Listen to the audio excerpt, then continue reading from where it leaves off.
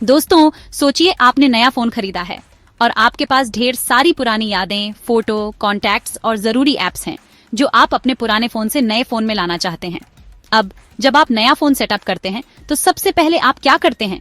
आप अपने पुराने फोन से डेटा ट्रांसफर करते हैं ताकि आपकी सारी चीजें नए फोन में भी वैसे ही मिलें जैसे पहले थीं।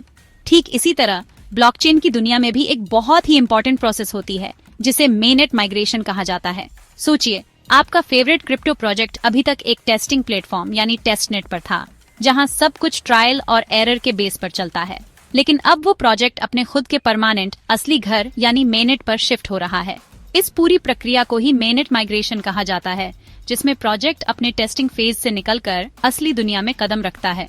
ये किसी भी क्रिप्टो प्रोजेक्ट के लिए एक बहुत बड़ा और एक्साइटिंग माइलस्टोन होता है, क्योंकि अब वो प्रोजेक्ट असली यूजर्स, असली ट्रांजैक्शंस और असली वैल्यू के साथ इंटरैक्ट करने लगता है। अब तक जो कुछ भी सिर्फ टेस्टिंग फेज में सीमित लोगों के बीच चल रहा था, वो अब पूरी दुनिया के सामने लाइव हो जाता है। मेननेट माइग्रेशन का मतलब है ज्यादा सिक्योरिटी, ज्यादा कंट्रोल और ढेर सारी नई संभावनाएं। अब प्रोजेक्ट के पास खुद का नेटवर्क, खुद के रूल्स और ज्यादा फ्रीडम होती है, जिससे वो और भी तेजी से ग्रो कर सकता है। अब सवाल ये उठता है कि आखिर प्रोजेक्ट्स मेननेट माइग्रेशन क्यों करते हैं? क्या वजह है कि इतने सारे ब्लॉकचेन प्रोजेक्ट्स टेस्टनेट से निकलकर अपने खुद के मेननेट पर जाना चाहते हैं? ये सिर्फ एक तकनीकी बदलाव नहीं है, बल्कि प्रोजेक्ट के भविष्य के लिए एक बड़ा कदम है। इसकी कई वजहें हो सकती हैं।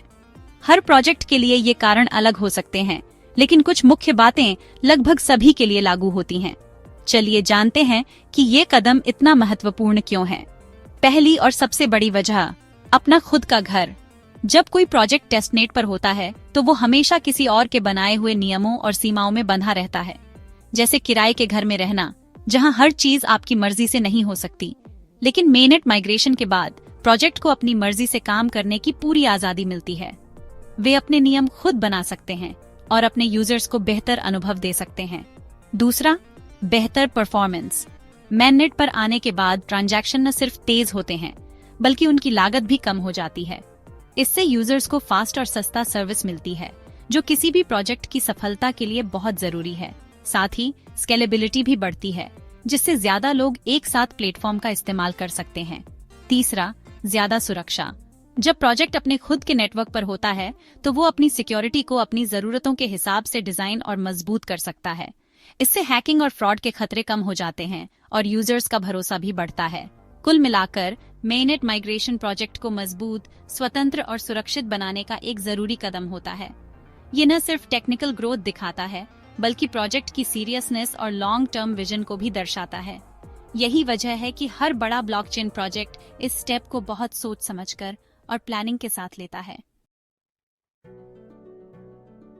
मेननेट माइग्रेशन कोई एक दिन का काम नहीं है। यह एक लंबी प्रक्रिया होती है, जिसमें कई चरण होते हैं। सबसे पहले प्रोजेक्ट टीम एक रोड मैप तैयार करती है, जिसमें माइग्रेशन के हर चरण के बारे में बताया जाता है। इसमें technical upgrade, security audit, community voting और टोकन स्वैप जैसे कई चरण हो सकते हैं। हर चरण के पूरा होने पर प्रोजेक्ट टीम कम्युनिटी को अपडेट देती रहती है। यह सुनिश्चित करता है कि माइग्रेशन प्रक्रिया पारदर्शी और सुरक्षित तरीके से हो। टोकेनॉमिक्स किसी भी क्रिप्टो प्रोजेक्ट की आर्थिक नीतियां होती हैं। यह तय करता है कि प्रोजेक्ट के टोकन कैसे काम करेंगे, उनकी कीमत कैसे निर्धारित होगी और उनका वितरण कैसे होगा। टोकेनॉमिक्स में कई पहलुओं पर ध्यान दिया जाता है, जैसे token supply, distribution method, utility और गवर्नेंस मॉडल। टोकेनॉमिक्स को समझना इसलिए जरूरी है क्योंकि यह प्रोजेक्ट की सफलता में अहम भूमिका निभाता है। टोकेनॉमिक्स को समझना सिर्फ एक तकनीकी शब्द नहीं है, बल्कि यह हर उस व्यक्ति के लिए बेहद महत्वपूर्ण है जो क्रिप्टोकरेंसी या ब्लॉकचेन प्रोजेक्ट्स में दिलचस्पी रखता है। इन्वेस्टर्स और यूजर्स दोनों के लिए टोकेनॉमिक्स को समझना जरूरी है, क्योंकि इससे वे अपने फैसलों को बेहतर बना सकते हैं। एक इन्वेस्टर के तौर पर टोकेनॉमिक्स आपको यह तय करने में मदद करता है कि किसी प्रोजेक्ट में निवेश करना सुरक्षित और फायदेमंद है या नहीं। इससे आप समझ सकते हैं कि प्रोजेक्ट के टोकन की सप्लाई, डिमांड और वितरण कैसे काम करता है, जिससे निवेश का रिस्क कम हो सकता है।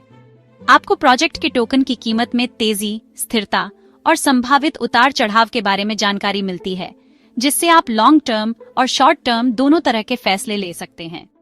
एक यूजर के तौर पर टोकेनोमिक्स आपको यह समझने में मदद करता है कि प्रोजेक्ट के टोकन का असली इस्तेमाल क्या है और क्या यह आपके लिए वाकई फायदेमंद है। आप जान सकते हैं कि टोकन से आपको क्या सुविधाएं, रिवॉर्ड्स या एक्स्ट्रा बेनिफिट्स मिल सकते हैं और क्या यह आपके रोजमर्रा के काम में काम आ सकता है। इससे आपको अपने पैसे और समय का सही इस्तेमाल करने में मदद मिलती है और आप फालतू रिस्क से बच सकते हैं। इसलिए किसी भी क्रिप्टो प्रोजेक्ट में निवेश करने या उसका इस्तेमाल शुरू करने से पहले उसकी टोकेनोमिक्स को गहराई से समझना बहुत जरूरी है। सही जानकारी आपको स्मार्ट इन्वेस्टमेंट और बेहतर फैसलों की ओर ले जाती है। यही वजह है कि टोकेनोमिक्स को समझना हर किसी के लिए फायदेमंद है।